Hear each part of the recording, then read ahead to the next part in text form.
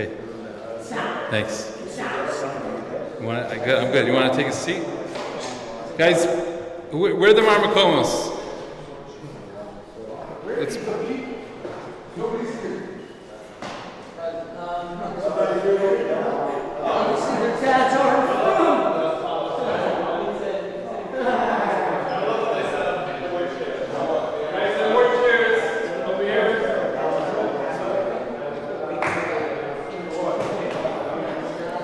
Okay. I'm going to explain everything. Explain. Guys, the source sheets are over here. Please grab a source sheet. I'm going to explain how this is going to work.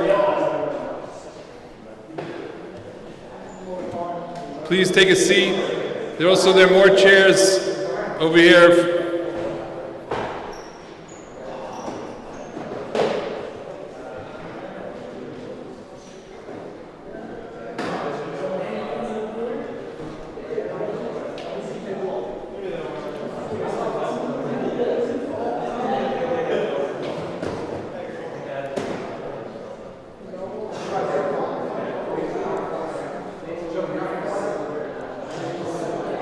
Guys, Chaim, the source sheet's over there on the table.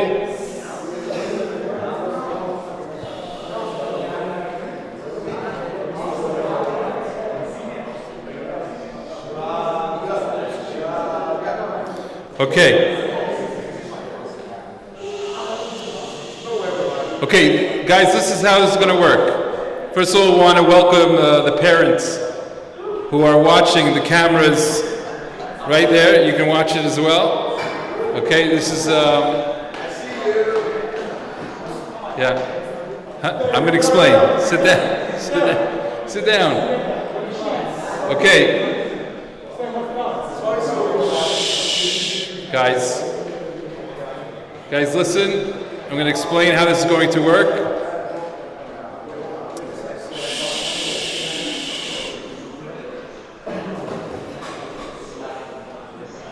Okay, guys.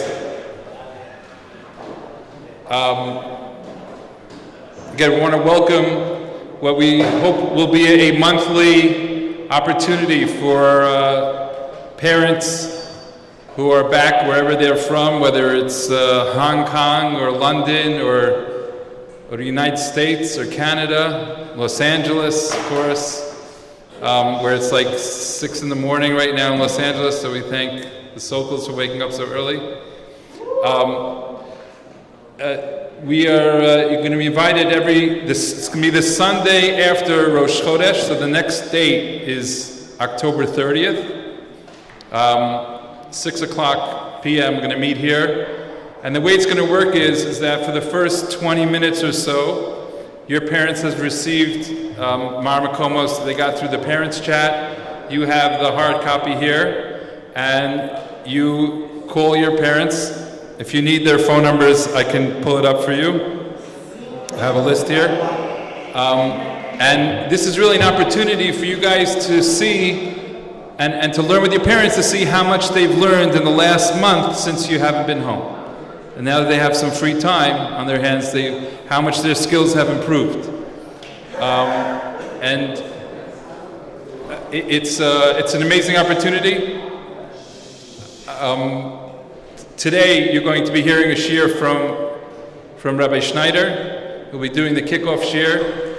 The topic, as you see on the source sheets, is Sefer HaBeinonim. The book is your book open as we prepare for Yom Kippur. You'll have about 20-25 minutes to learn with your parents, so you should call them, FaceTime them, however you'd like to communicate, and study together. And then at 6:25, about 20 minutes from now, Rabbi Schneider is going to give a 20-minute wrap-up shir, hopefully with some participation from here, from you guys.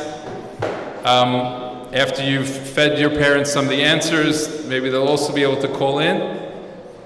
And that's what we're going to be trying to do. We want to thank Yeshivat University for providing the, thank you, for providing the venue, the forum, and the technical know-how to get this done. This is actually the first time YU has installed this camera. It's the first time it's being used in this kind of way, so it's pretty cool that we have this live hookup with all over the world. So take advantage of the next 20 minutes to learn together, and then Rabbi Schneider will lead us at 20 minutes from now with a wrap-up shir.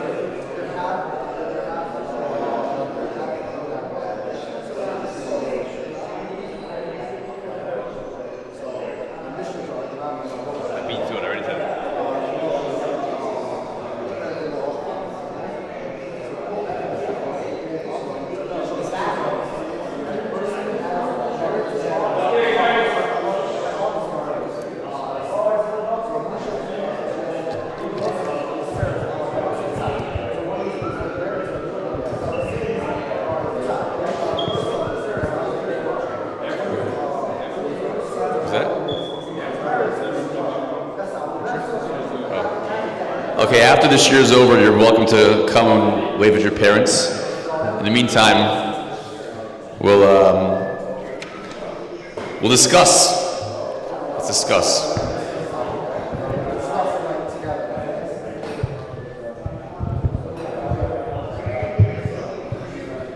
Okay.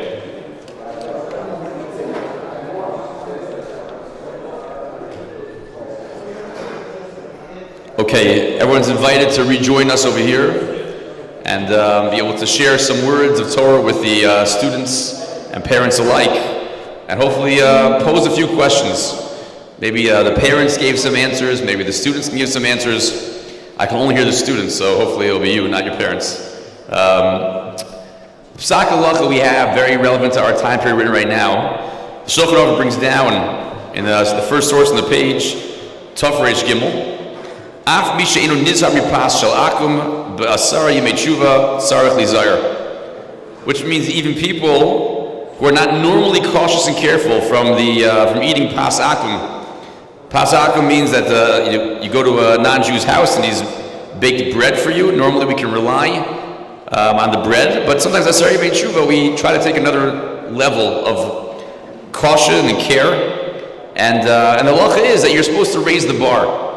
Asari made tshuva, which is the period right now, towards the middle part of it, towards the end actually. You're supposed to raise the bar for your avodas Hashem, maybe take a chumrah or two upon yourself. Some people maybe would have the custom of Chal Yisrael, it's very easy in Israel anyways, but examples like that where you kind of raise the bar.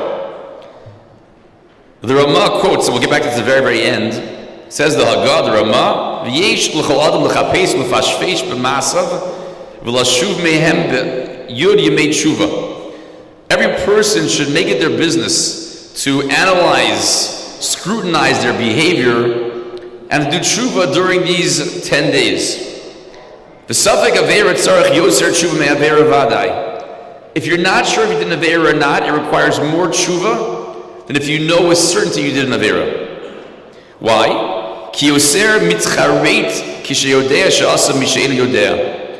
You're much more regretful if you realize I did something wrong. If you don't feel so bad, then you don't regret so much. So when we give a suffix, an asham taloi it's called, when I don't realize if I did an avera or not, so the halacha is that it requires more money to pay for the animal for an asham taloi because we're not so sad. It requires more money for us to spend to remind us that this is a more serious crime. Better? Can you hear me? Okay, better. The Gemara says, Rosh Hashanah and Daf Tet Zayin Mabeis, Amar Rav Kuspadai, Amar Rabbi Yochanan. Shlosha Svarim Niftachim Rosh Hashanah. There are 3 books open Rosh Hashanah time. I want you guys to ask me some questions over here. Maybe turn on this mic. I think that's the mic. This mic? Turn that one on top. Okay. Can they hear me still or no? Anyone can tell me if they can hear? Okay. Let's hope you're right. I just want to start with one quick question on the first source we read. It seems like a little bit of a silly thing at first glance that we're trying to trick Kadosh Baruch Hu. We have a little reminder that for 10 days we should be tricking ourselves, going out of our comfort zone with no intention whatsoever to continue after 10 days are over. The entire concept seems a little bit difficult. Again, imagine that if someone trains you and says, say you're sorry. So you say, okay, I'm sorry. Are they going to take that sorry seriously? Of course not. They just gave you the script for it. You have them here on halacha. For 10 days, we're supposed to be working on ourselves and getting better. It's a script that we're being told by HaKadosh Baruch Hu. It seems to be a little bit of a facade. Hashem knows that we're just doing this for these next few days, no intention to go further than that. Why is that even an idea? The Gemara Rosh Hashanah brings down, I'm Rabbi Chris Badai, I'm Rabbi Yochanan. Shlosh Sfarim Niftach and Rosh Hashanah, there are 3 books open on Rosh Hashanah time. Echad Shal Rishon Gemurin, there's the book of the complete Rishon. Echad Shal Tzadikim Gemurin, those who are complete Tzadikim. And those who are Beinonim. Again, you would imagine most of us, when we think at first glance, would fit into this category of being Beinonim, of being not working. People hear better now, but some people don't hear it now. I can step away from the mic. Just speak louder. Louder than this? I'll try. There are those again who are considered full tzaddikim, those who are full rishonim, there are those who are in the middle. We'd imagine most of us would be probably called middle. At least I think myself to be more middle.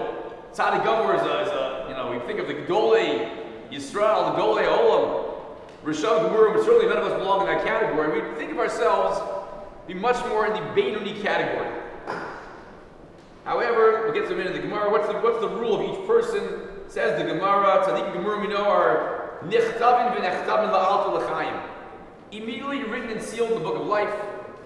Rishon Gemurim Nichtavin v'Nechtavin la'alta l'misa. Immediately sealed in the book of death, written and sealed.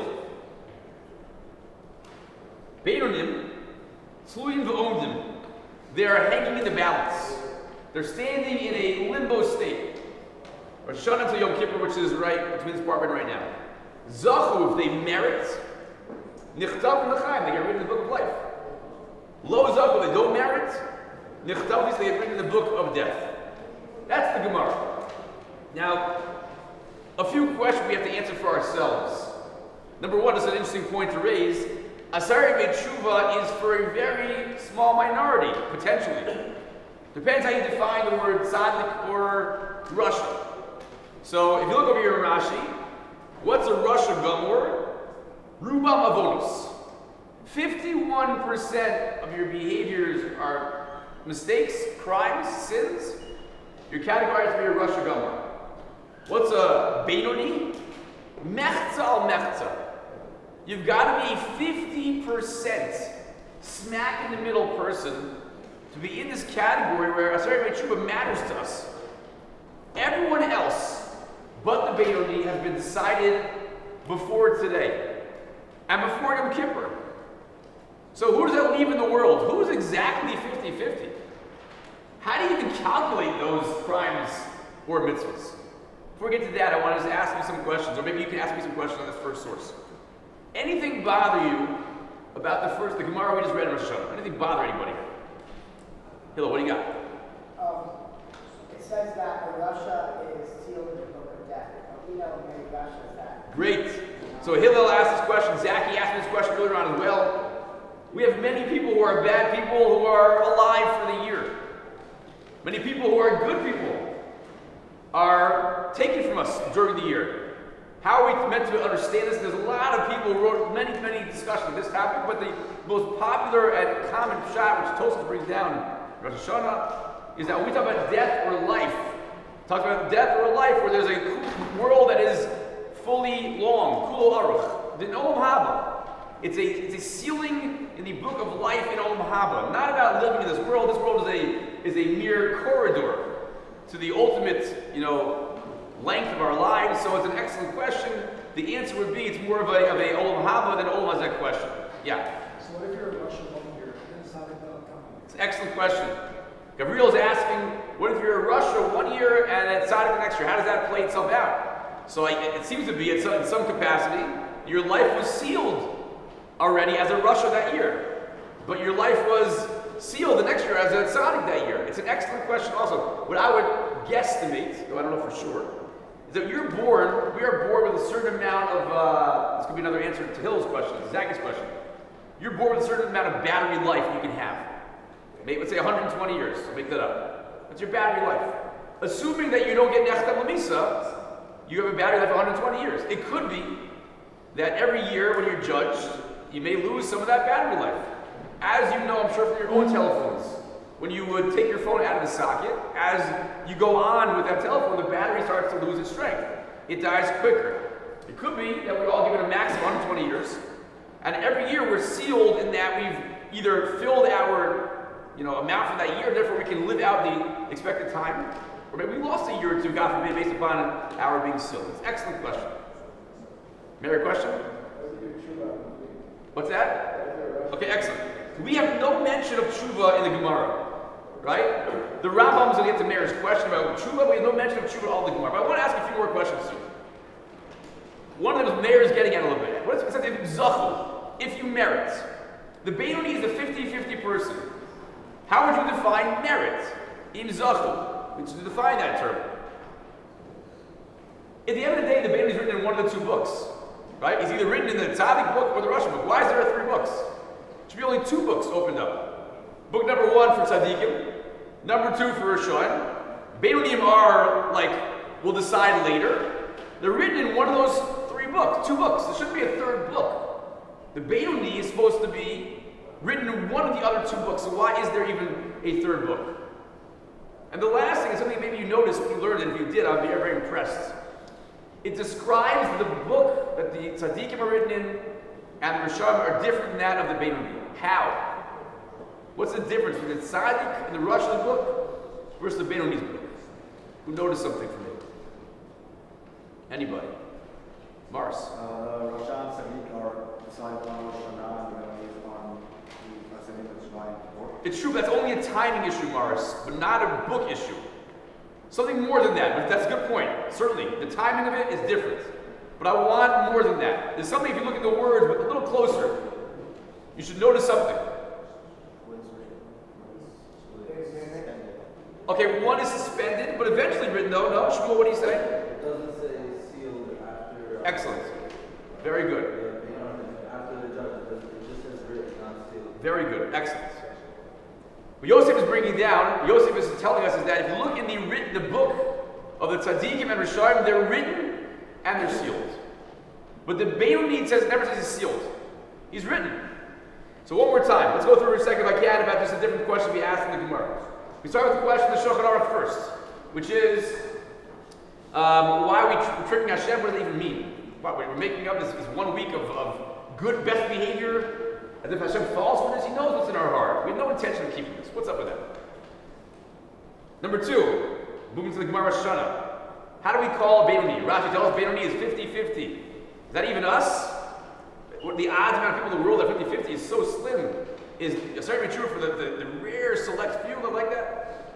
How do you become a zachu? How do you merit to have the positive benefit for the Beinoni to turn over to becoming the tzaddik book? Why is there even a 3rd book of Beinoni when he's only sealed? He's written, in one of the other 2 books. And the 3rd and the 4th and last question is, as Yosef pointed out, there is no sealing. Not a CEI, but an SEA. There is no sealing of the Beinoni's book. What happened to this book? Why is it sealed into one of the other books? Skipping to the Rambam. Rambam brings down and says, as we saw in the Gemara just now, every person is judged. We have mitzvahs, we have averos. It's not what you think they are, says the Rambam. If you turn to the top of the 2nd page, it says, Ein lefi min hazechuyos va'avonos, el lefi gadlam. It's not based on the quantity. Everything's not the same value. It's based on, as you imagine, the quality of the mitzvah, or God forbid, the quality of the avera. It's not one-on-one. It's everything is judged and measured in a different capacity. And he mentions this, there are certain zechuyos, she connected kamanos. You have one mitzvah that's connected many averos. We even have stories like that. We have a story you have in the Asar Bugi Malchus. We read about it in Yom Kippur and read about it in Tisha B'Av. You have an executioner who kills people, who did one thing. He removed the sponge, the wet sponge from the heart of the Chashav Rav to allow him to die quicker and jump into the fire with him, and was given Olam Haba for that. That was one. He did one action that we know that was good. That was it. And for that, because he spared the pain of the tzaddik, he's given Olam Haba. We don't know how to measure these things. Matter of fact, look over here in the end of the Rambam, and that halacha, I should leads to the third line of the second page of the Rambam, third line. Ve'ein shokim ela b'daito shel keldeos. We cannot measure them ourselves. It's measured by the one, by the God who knows everything. And only He knows how to actually measure. Do you belong in this book or that book? I want to focus now for the last minutes we have left together right now. The Rambam, his last halacha we have written over here. Skipping to the very, very end. It says, Ukishem, 5 lines to the bottom of the Rambam of the page. Ukishem sheshoklim zchuyos adam b'avonos b'shas b'saso. Just like we are weighing and measuring the merits and the crimes of someone, they die from it, leave the world to see where they go. So too, we similarly measure and judge the person every single year. Yom Tov Rosh Hashanah. Listen to the words of the Rambam. Misha nimsa tzadik nechtam l'chaim. Misha nimsa rasha nechtam l'misa. Va'abeinoni tolno so ad Yom Kippurim. As Meir said, Im asa tshuva nechtam l'chaim. V'im lav nechtam l'misa. The Rambam takes the word zacha and he changed it around. If you merit, you get life. So the Rambam means if you do tshuva, then you get life. Why is tshuva the only thing you can do? If you're 50-50, if you're exactly in the middle, then how come I can't do kibbutz avim? Today we all spend time learning with our parents. You're mechaving your parents today. No, that's a mitzvah. Puts you one on the side of the good, and you should win. Why is tshuva, what the Rambam brings down as the word zach? Any mitzvah should cut it. I'll give you one answer. I brought down Lech Mishnah. If you saw it inside, Lech Mishnah explains a little bit like the following. I think it's different from hockey and basketball. I think is the difference in football. Football and basketball, I think, are in one part, and hockey, I think, I'm not a hockey fan, but I'm pretty sure hockey is in the other world. If I shoot a shot in basketball and the buzzer goes off and the ball's in midair, counts? Counts. In football, clock runs out and you're middle of play and you score a touchdown, it counts. In hockey, if you fire a shot and the buzzer goes off and it's in midair, does not count. Does not count. You have certain things that it's like in limbo, the play still goes on. Tshuva may be that thing. Because tshuva is really about what happened already. When Rosh Hashanah ends, when Rosh Hashanah begins, the year is up. The clock hits 0. It's 0, 0, 0. It's the ball's in the air though. The next thing that happens is only tshuva. That's all that's left to be done potentially. Because everything else has been done already. Kibbutz avim, that's for next year. But we have 10 days right now. That shot's a 10-day shot. It comes down to 10 days and it goes in or does not go in.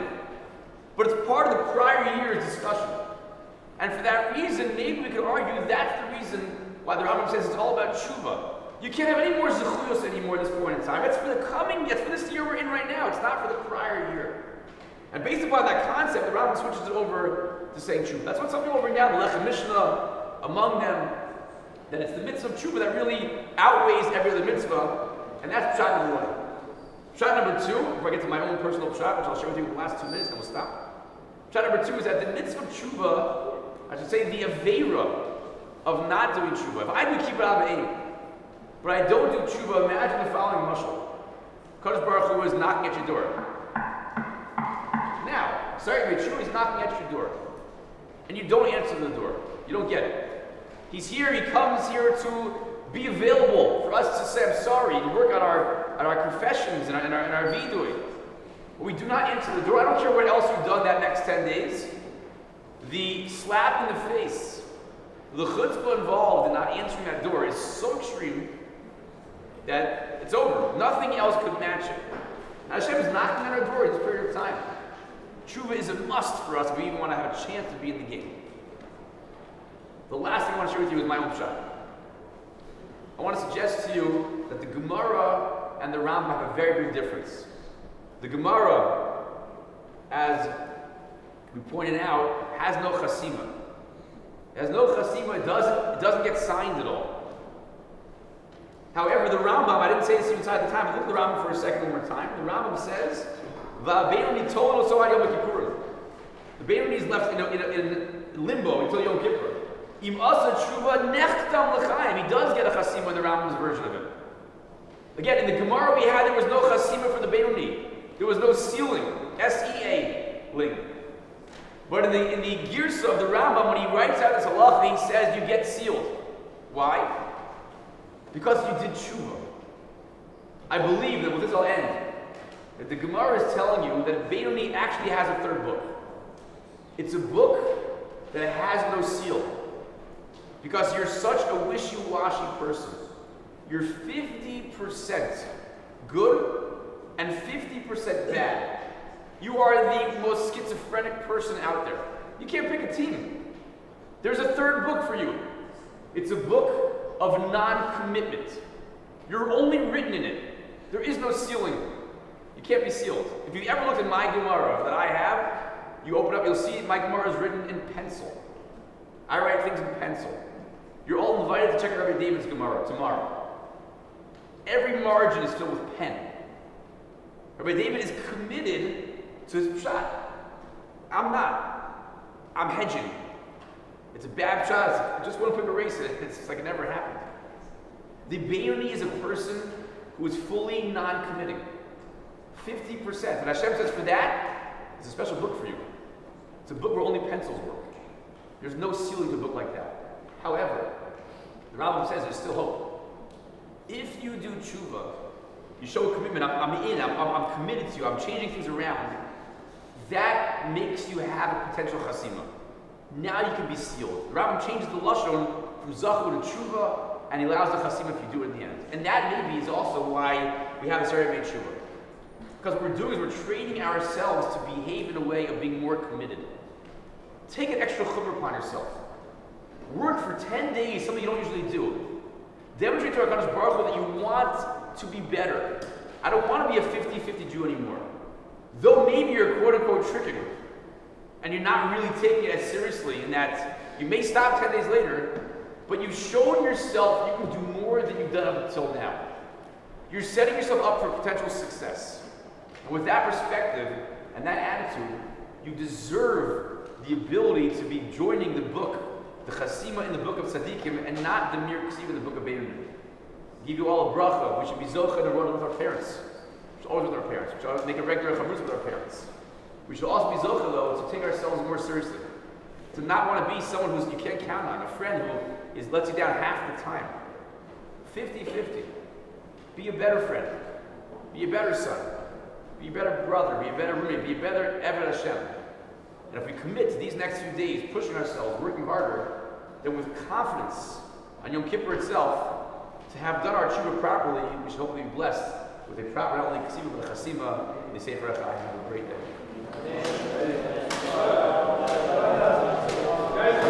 Everyone come with your parents. Everyone come with your parents.